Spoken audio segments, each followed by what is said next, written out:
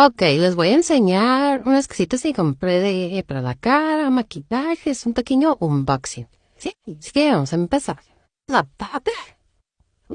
Ok, lo primero que agarré fue esta paletita, es un Sweet Sunflower, se llama, es de Vibella Cosmetics.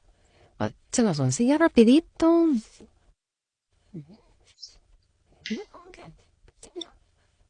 Y trae estos tonos, están muy bonitos, la verdad. Y lo siguiente que agarré, si no me alcanza uno, parte uno va a ser parte dos. Y agarré este Beat Filter. Es de Beauty Creations. En el tono 2. Y también agarré estos que son para ponerse aquí. Son parches para las ojeras. Y mírenme así. Venían en cajita, pero pues ya las abrí. Vienen con su cucharita y todo. Y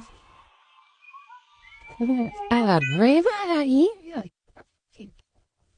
Y también agarré este fijador de maquillaje.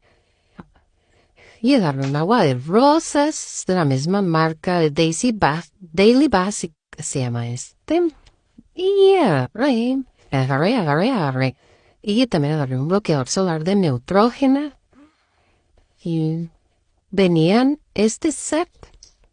Venía con estos cuatro, que es de Beauty Creations. Trae el lapicito con su cepillito.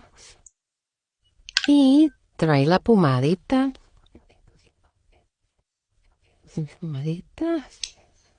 Y también trae esta para la ceja.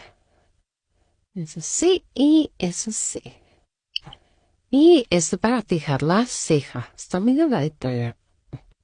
Pero está la ceja y listo. Eso es un conjunto de tres de Beauty Creation.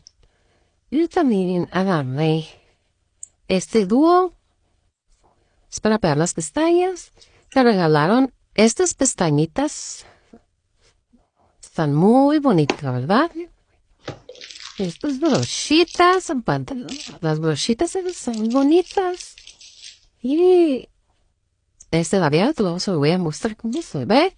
Y los Swatch, un corrector de ELF. Y este de cafeína, que son para las ojeras. Y este me regalaron para poner las pestañas. Y fue todo. Si quieren que les haga prueba de los productos que compré, pues déjenme en los comentarios. Bye.